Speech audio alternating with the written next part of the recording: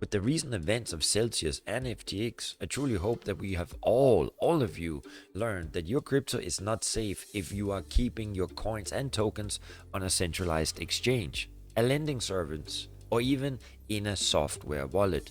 You are always then running the risk of losing access to all of your coins, even the shit coins. So in order to secure your cryptocurrencies, you need a hardware wallet. So in this video, I'm going to give you an overview of some of the safest hardware wallets, including the one that I use myself, which are on the market right now. Compare them and give you some security tips that you simply cannot afford to miss. Before we start, I want to welcome you to Crypto Never Sleeps, and in case you're new to this channel and want to stay on top of the crypto world, well then do me a favor, hit like, smash, subscribe, so that you can be notified when we upload new videos. My name is Nico Harachi and I'm the host of Crypto Never Sleeps. The first question you might have is, what is a hard wallet? Well, let me put it like this. There are two types of online wallets. There are software and hardware wallets. Now, software wallets are the ones that you install on your PC, phone, or your web browser. These are apps or extensions, as they also referred to, that store your wallet's private keys on the device itself. Now, they are free to download and are generally considered the fastest way to store your private keys and self-custody your cryptocurrency. However, this is not the best way. And that's because the keys, they stay on your device and they are in what's called a hot storage, meaning they are on a device that's connected to the internet in some way. The problem with these hot wallets is that someone can get those keys very easily. You may have downloaded a scam wallet or have become the victim of a phishing attack. I actually experienced that twice. The thing is, you can never be 100% sure nor protected. So if you're going to use a soft wallet, you want to store your private keys in a cold standalone wallet. And one of the best ways to do this is through a hardware wallet. These are now mostly small devices specifically designed for the purposes of storing private keys and signing transactions. They are, from a simplified point of view, created in order to avoid external hacking. However, all hardware devices, they must still be connected obviously to the PC, and they will run the software developed by the hardware company. Now, these apps, they tend to be somewhat, I say, user-friendly. Now, it might take you a bit of time to get used to them, but as they say, rather safe than sorry. Having said that though, the two hardware wallets that I want to recommend today, they are simple enough for anyone to use. This means that hardware wallets, they add this extra layer of security than software wallets, but they are much more secure. Now, the main difference is that they are not free. I think they come around plus $100 some, but I can only say it is worth it. Okay, I guess it's time to finally move on to the two hardware wallets that I use. Now, they are both top of the market. I do, however, want to say that these are not exclusive, and there are a number of other good wallets that others vouch for. This is just my personal choice. Now, the first one, which is my preferred hardware wallet, is the Ledger Nano X. And Ledger Nano X, they do have a legitimate claim of being the best hardware wallet in the market right now. It is a widely used hardware wallet that looks like this. Basically a compact USB device based on a smart card and roughly the size of a small flash drive, I would say. It also offers a Bluetooth feature which allows users that use the Nano X to use it with your phone or laptop without the need of a wired connection. And its battery time allows, I think, 8 hours of standby mode. The second wallet is the Trezor Model T. And the Trezor hardware wallet utilizes modern cryptography in order to secure crypto assets. And when you buy it, it does provide clear instructions and a USB cable ready to plug in and use immediately.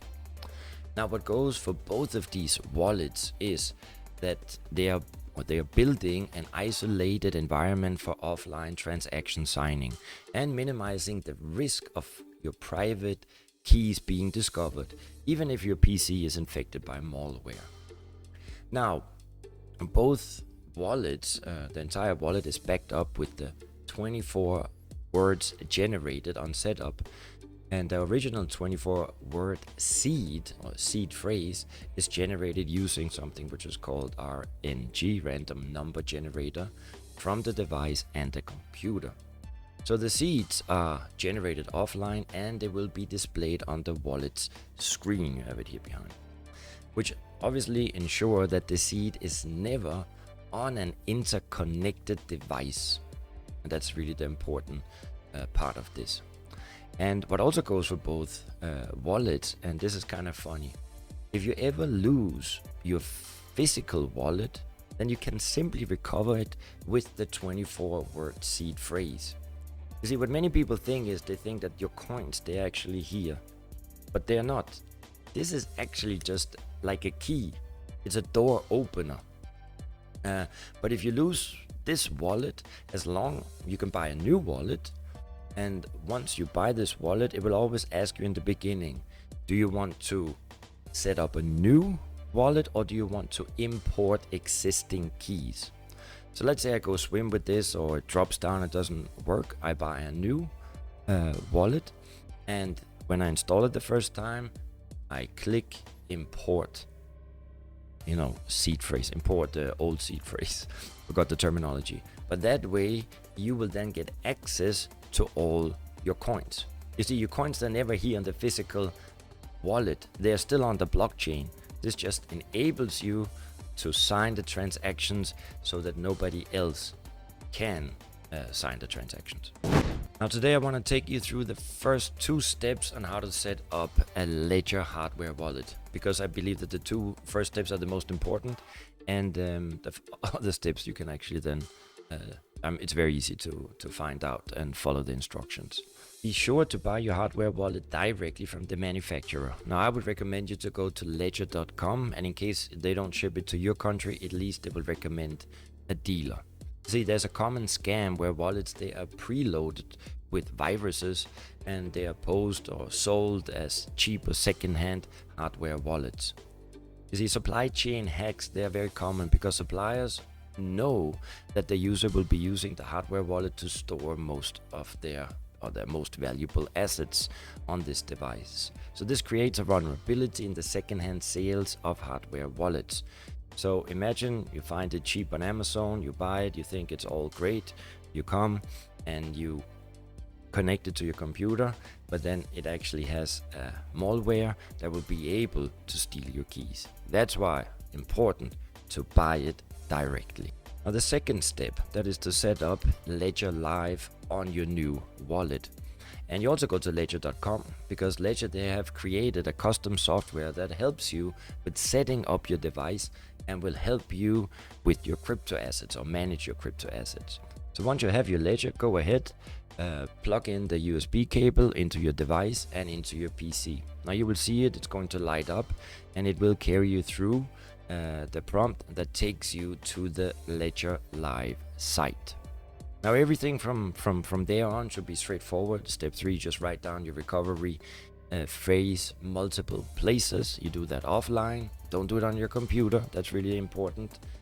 Step 4 is that you confirm your recovery phrase, but this will also, it will take you through it. And the 5th step is to create an Ethereum wallet on your Ledger device.